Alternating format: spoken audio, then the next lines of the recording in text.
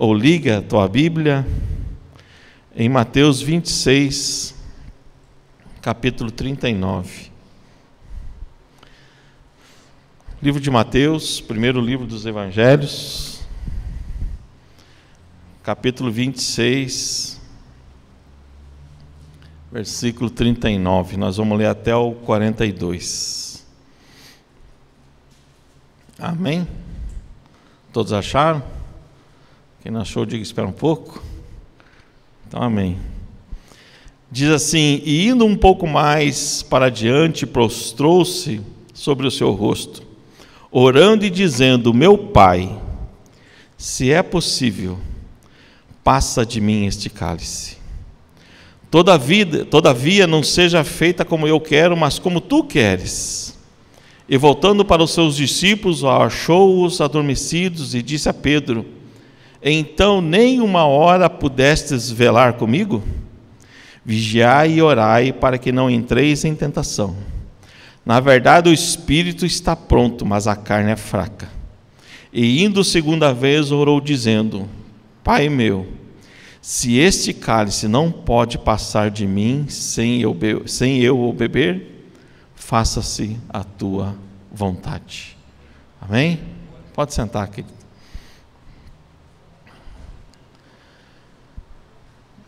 Eu sempre me emociono quando vou estudar sobre a cruz do Calvário. E tem tanta coisa que nós podíamos ficar aqui anos e anos falando só sobre o momento da cruz.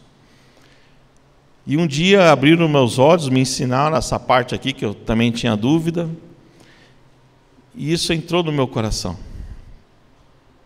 De como aquela obra da cruz não foi simplesmente Jesus morreu por você, Jesus levou os seus pecados. Não foi só isso. Foi muito mais profundo. Quando nós começamos a estudar a cruz, é muito mais profundo. E aqui nesse texto que a gente leu, nós encontramos Jesus lá no Getsemane. E ele levou os discípulos, Judas já tinha saído para trair Jesus.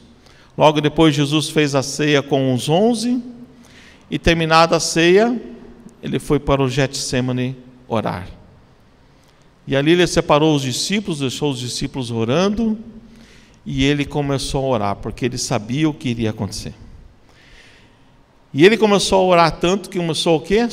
Começar a suar gotas de sangue. Tamanha era a agonia que Jesus estava naquela cruz. E aí você pergunta para o texto, por que Jesus fez essa oração? Pai, passa de mim este cálice. E eu já vi alguns pastores, já vi alguns estudos, em que os pastores ou os mestres que estavam ensinando, falando que Jesus queria um plano B. Jesus não queria ir para a cruz. Até esses dias veio um aluno meu perguntando: pastor, eu vi um cara falando que Jesus tinha medo de morrer, porque quando ele era para ser apedrejado, ele saiu fugindo. Eu falei: mas é claro que ele saiu fugindo, porque não era a hora de Jesus morrer. Ele tinha que morrer na hora certa, crucificado. E você lê esse texto, mas você fica pensando assim: mas por que passa de mim esse cálice? Né? Por que passa de mim esse cálice? Será que Jesus não sabia o que havia acontecer com ele? Será que Jesus não sabia todo o projeto que ele tinha que passar? E você põe lá para nós, Ju, Hebreus 5:7. Fala assim, na minha versão fala assim: o qual nos dias da sua carne, oferecendo com grande clamor e lágrimas, orações e súplicas, ao que o podia livrar da morte, foi ouvido quanto temia. E aquela hora que Jesus estava ali orando foi tão intensa que no livro de Lucas conta que apareceu um anjo para consolar Jesus naquela hora. Um anjo foi ali, tamanha era a angústia do nosso Senhor Jesus Cristo naquela hora. E aquele anjo foi consolar Jesus. Se você quiser marcar aí, está lá em Lucas 22:43. Quando o anjo apareceu para Jesus para consolá-lo naquela hora. em que Jesus estava naquela agonia, orando e suando gotas de sangue e pedindo: Pai, passa de mim este cálice. E quando Jesus fez essa oração, ele não estava pedindo um plano B, ele não estava pedindo para fugir da cruz, não era nada disso. A pergunta que nós temos que fazer para o texto é: que cálice era esse que Jesus não queria tomar? Que cálice era esse que Jesus não queria tomar? Jesus estava indo para a cruz, mas ele orou para Deus, para o Pai: Pai, passa esse cálice. Ele não pediu para fugir da cruz, não pediu para sair da cruz. A única oração que Jesus pediu foi: Pai, passa de mim este cálice. E depois ele levanta, vai lá vê os discípulos dormindo, e aí já é outra mensagem, e fala assim: nem uma hora vocês puderam vigiar. E ele volta a orar, e quando ele volta, ele fala assim: Pai, faça-se a tua vontade e não a minha. Mas a pergunta: que cálice é esse? Se nós formos lá para o Salmo 75, 8, põe ali para nós, Ju. Salmo 75, 8 fala assim: porque na mão do Senhor há um cálice, cujo vinho é tinto, está cheio de mistura, e dá a beber dele as escórias de todos os ímpios da terra, os sorverão e beberão. Então, se nós formos ver os Salmos, está falando do quê? Que era um cálice da ira de Deus. E na mão do Senhor tinha esse cálice de ira. E quem que conseguiria sobreviver a um cálice da ira de Deus? Quem poderia aguentar o próprio Deus jogando esse cálice sobre uma pessoa ou sobre uma nação? Em Apocalipse, Deus se lembra disso, lá da Babilônia, Apocalipse 16, 19, João. Fala assim: e a grande cidade fendeu-se em 3 partes, e as cidades e as nações caíram, e da grande Babilônia se lembrou Deus, para lhe dar o cálice do vinho da indignação da sua ira. Esse texto de Apocalipse vai acontecer ainda. Mas aí você já começa a ter uma ideia do que é esse cálice da ira de Deus. E quem que bebeu esse cálice sobreviveu? Teve alguém, se você desfolhar a Bíblia toda de Gênesis a Apocalipse, teve alguém que sobreviveu? Se você for para Gênesis 13, vai falar de Noé, fala assim, ó: então disse Deus a Noé: o fim de toda a carne é vindo perante a minha face, porque a terra está cheia de violência, e eis que os desfarei com a terra. Ou seja, o que Deus está falando para Noé? Olha, Noé, o povo que está sobre a face da terra, eles são tão ímpios, tão cheios de violência, que já ultrapassou o meu limite. Eu vou destruir toda a terra. E acho que todos aqui conhecem a história de Noé, que Noé agradou os olhos de Deus, Noé era um homem justo, e Deus acabou livrando Noé do dilúvio, Noé e sua família. Mas os outros que não tinham Deus no seu coração foram todos exterminados. Tamanha era a ira de Deus. E se você continuar lendo a Bíblia, você vai ver a história de Sodoma e Gomorra. Acho que todos conhecem a história de Sodoma e Gomorra. E pegando o gancho com Abraão, Abraão tinha uma intimidade tremenda com Deus, que Deus chamava Abraão de meu amigo. E Deus chegou um dia para Abraão e falou assim: eu posso ocultar alguma coisa a meu amigo Abraão? E ele chegou para Abraão e disse: olha, eu vou destruir Sodoma e Gomorra. Por quê? Porque os pecados deles já ultrapassaram o meu limite. E Abraão começa aquele diálogo com Deus: ó Senhor, mas e se tiver 50 justos naquela cidade, o Senhor vai exterminar todo mundo? E Deus fala que não, se tiver 50 justos eu não vou. E Abraão começa: pô, e se faltar 10, Deus? E Deus fala: também não vou exterminar. E se por acaso faltar, tiver só 30, Deus ainda fala: não vou exterminar. E 20. E na última vez Abraão fala assim: Deus, permite-me pedir só pela última vez. E se tiver 10 justos em Sodoma e Gomorra, o Senhor vai destruir? E Deus falou que não. E a conversa parou ali. Porque Abraão achava que o seu sobrinho Ló já tinha influenciado algumas pessoas. E infelizmente ele não influenciou ninguém.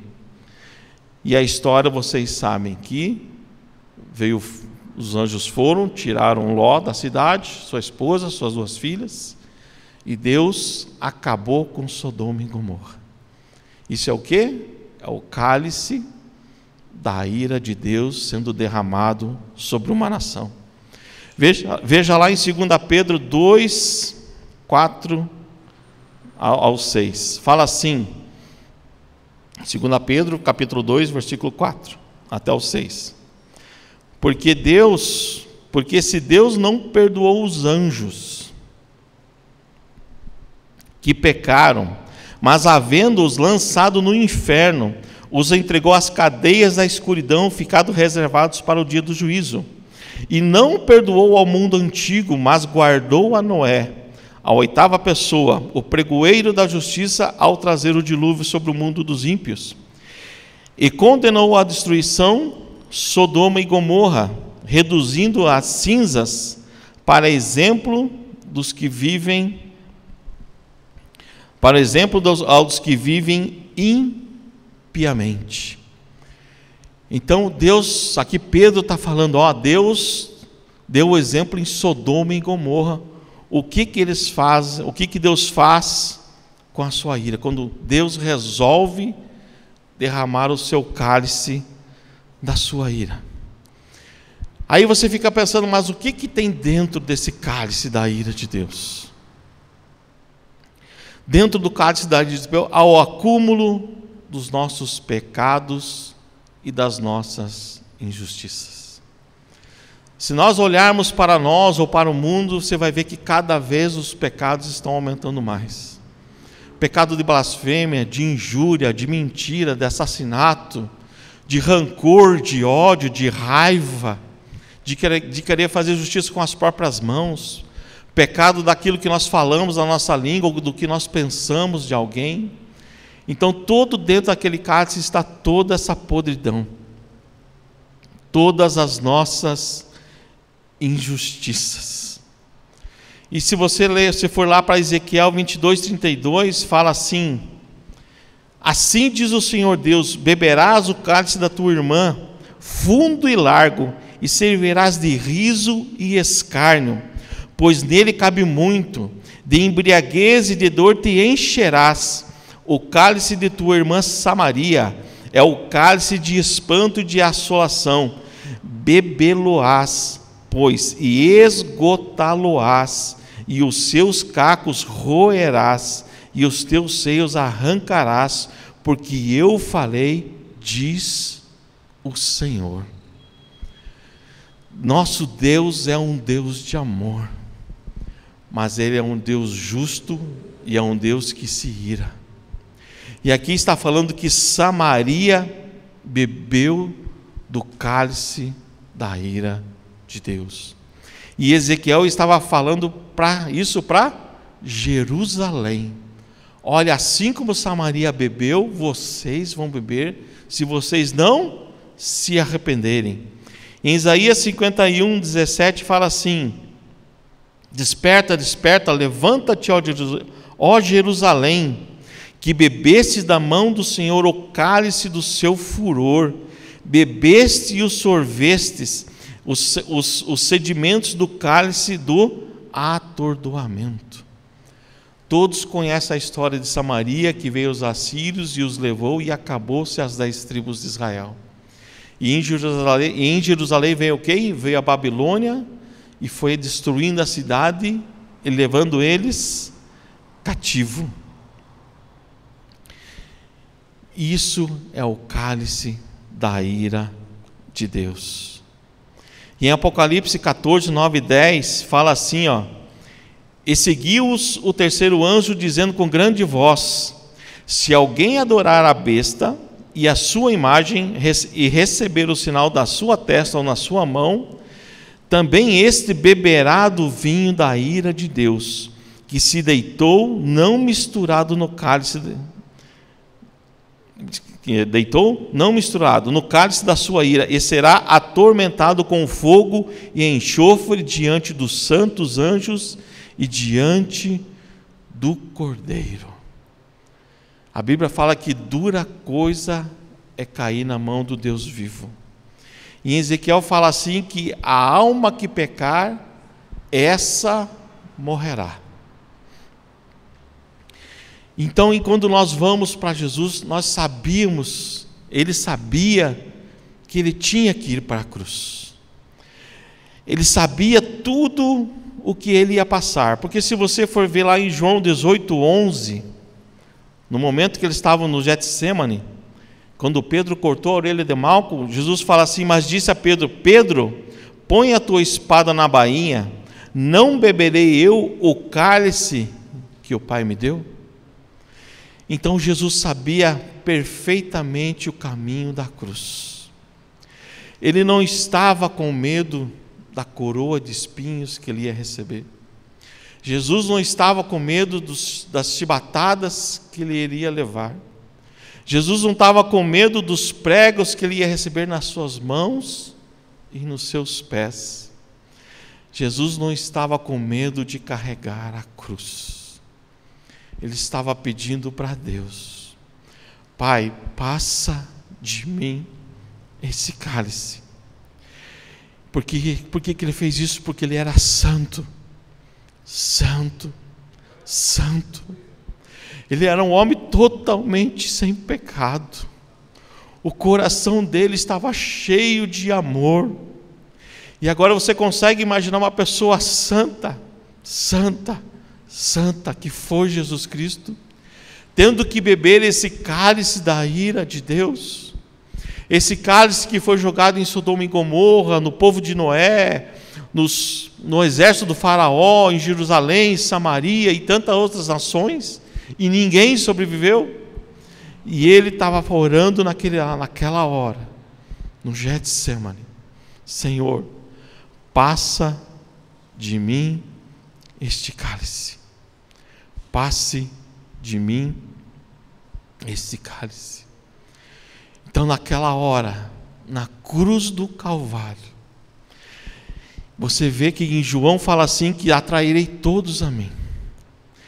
E quando você vai ver as 7 frases que Jesus falou na cruz, você vai ver que a primeira frase que ele fala é assim: Pai, perdoa, porque eles não sabem o que fazem.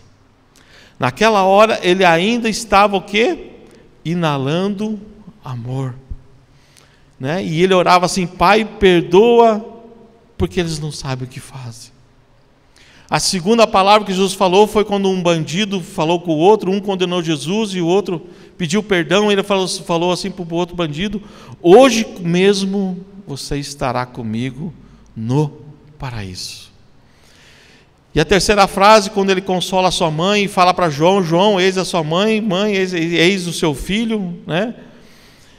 E só que um dado momento lá naquela cruz do Calvário, quando o céu se escureceu, ele clama: Eli, Eli, lama sabachthani. Naquela hora, Deus tinha rompido a comunhão com Deus. Naquela hora, Jesus estava lá na cruz do Calvário. Imagine esse cálice. Uma pessoa santa, pura, sem pecado algum, sendo derramado, ele tendo que beber o teu e o meu pecado. O pecado que sai da minha mente, da sua mente, o pecado que sai da minha língua, da sua língua, o pecado que sai do meu coração, do seu coração, por toda a humanidade. E ele tendo que tomar aquele cálice da ira de Deus sozinho. E ele bebe aquele cálice na cruz do Calvário. O cálice da ira de Deus. Ele não tinha culpa. Ele era inocente. E ele fez isso por mim e por você.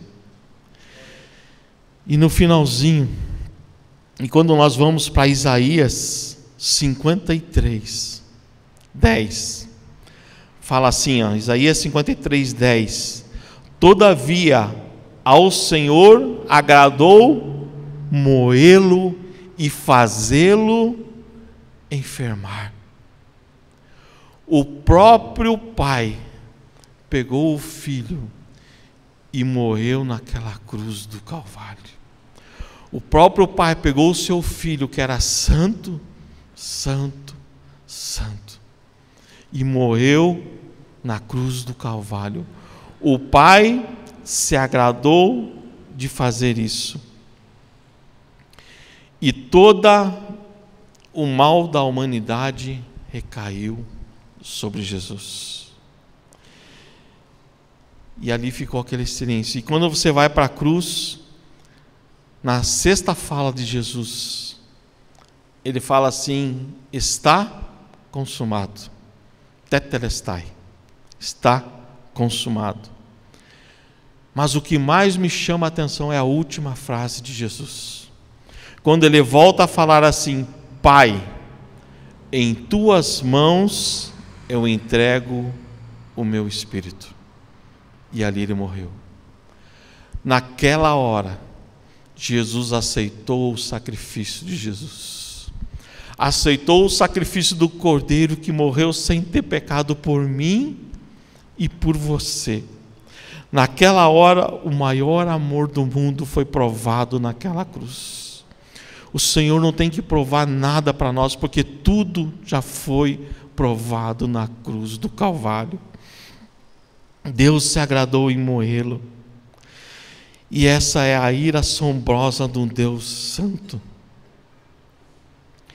Mas aí você pergunta: onde foi parar esse cálice hoje? Porque quando nós lemos no começo da Bíblia, o cálice estava na mão de Deus. Em Salmos, que ele derramou sobre Sodoma e Gomorra, sobre as cidades. Aonde está esse cálice hoje? Esse cálice foi dado para Jesus na cruz do Calvário. Mas e onde está esse cálice hoje? E uma outra pergunta que, quando a gente fala aqui de Páscoa, muitos ficam lembrando de Jesus pregado numa cruz, principalmente os católicos, né? Estão com Jesus crucificado ainda. Mas Jesus não está mais crucificado. Ele está no céu. E se você abrir Apocalipse, capítulo 1, versículo 10, fala assim, ó: achei-me no Espírito no dia do Senhor, ouvi por trás de mim uma voz, aqui é João falando, com uma trombeta dizendo: escreva o que você vê em um rolo e o envie às 7 comunidades messiânicas: Éfeso, Esmirna, Pérgamo, Tiátira, Sardes, Filadélfia e Laodiceia. Virei-me para ver quem falava comigo, e quando voltei e vi 7 candelabros de ouro, e entre os candelabros estava alguém semelhante a um filho do homem, vestido com uma roupa que chegava aos pés e um cinturão de ouro ao redor do peito. Sua cabeça e seus cabelos eram brancos como a lã, da cor da neve, seus olhos como chamas flamejantes, seus pés como bronze polido em uma fornalha, e a sua voz como o som de muitas águas em arremetida. E em sua mão direita havia 7 estrelas, e da sua boca saía uma espada afiada de 2 gumes. Sua face era como o sol quando brilha em todo o seu fulgor. Quando o vi, caía aos seus pés como morto. E ele colocou a sua mão direita sobre mim e disse: não tenha medo, eu sou o primeiro e o último, o vivente. Estive morto, mas veja, estou vivo para todo sempre e tenho as chaves da morte e da vida. Esse é o nosso Jesus hoje. Ele está mais vivo do que nunca. Ele está pronto para perdoar eu e você. Nós somos perdoados no sangue de Jesus, porque Ele pagou o preço. Ele pagou o preço. Ele recebeu sua coroa de espinhos, foi pregado, foi açoitado, foi cortado, foi moído naquela cruz do Calvário. E além disso, Ele bebeu todo o cálice da ira de Deus. Ele satisfez a ira de Deus com a humanidade. Se Ele não tivesse feito isso, talvez acontecesse outros dilúvios, talvez acontecesse como aconteceu em Sodoma e Gomorra, e assim ia ser continuamente. Mas aí a grande pergunta: esse cálice estava na mão de Deus. Jesus foi para a cruz e pediu: Senhor, passa de mim este cálice. Mas Ele foi para a cruz e Ele bebeu o cálice todo. E onde está esse cálice hoje? Você já se perguntou? Abre lá, põe para nós, Ju, Apocalipse 6,15.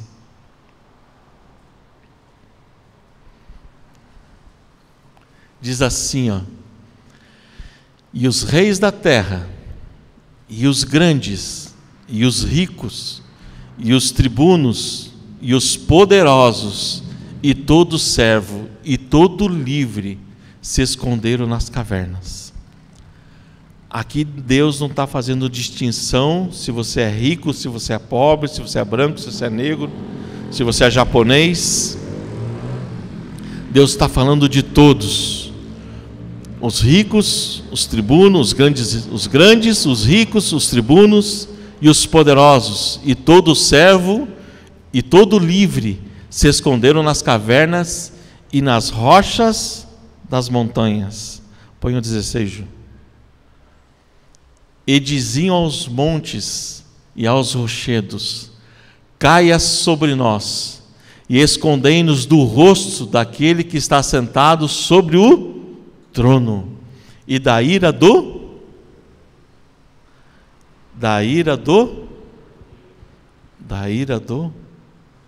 Cordeiro. Esse cálice está nas mãos de Jesus. E Jesus veio ao mundo para salvar o que se havia perdido. Se você ler João 3,16, está escrito: porque Deus amou o mundo de tal maneira que deu seu Filho unigênito, né? E se você for para o 17, está escrito assim: porque Ele não veio para julgar, mas para salvar o que se havia perdido. Mas a promessa é que Jesus voltará a buscar a sua igreja. E aqueles que não estão com Jesus vão passar pela ira do Cordeiro. Pela ira do Cordeiro. Eu já vi leão irado, já vi homem irado, cachorro irado, sogra irada.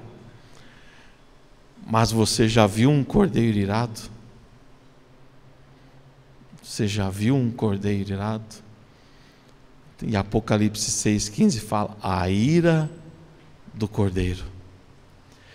E eu só posso imaginar essa ira foi quando Jesus entrou no templo e Ele começou a chutar aquelas mesas que estavam fazendo da casa de Deus casa de comércio. Aquela hora Jesus já ficou irado.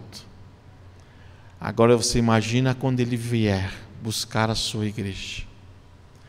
Sua igreja imaculada, santa, que se preparou para a volta de Jesus, que está esperando a sua volta. E aqueles que ficarem, esses que ficarem, vão experimentar, conforme nós lemos em Apocalipse, a ira do Cordeiro. E como está o seu coração, meu irmão? Como está o seu coração, minha irmã? Você está preparado para esse grande dia? para encontrar aquele que era santo, santo, aquele que estava sem pecado, aquele que pegou o cálice da ira de Deus e tomou até a última gota por mim e por você. Você tem honrado esse Jesus, queridos? Tem honrado esse Jesus? Você tem adorado esse Jesus? Você tem buscado a presença do Senhor na tua vida? Você tem buscado a presença dele na sua vida? Você tem intercedido? Você tem esperado nele? Olha o quanto ele fez por nós, o quanto ele fez por mim e por você. Fica de pé, meu querido.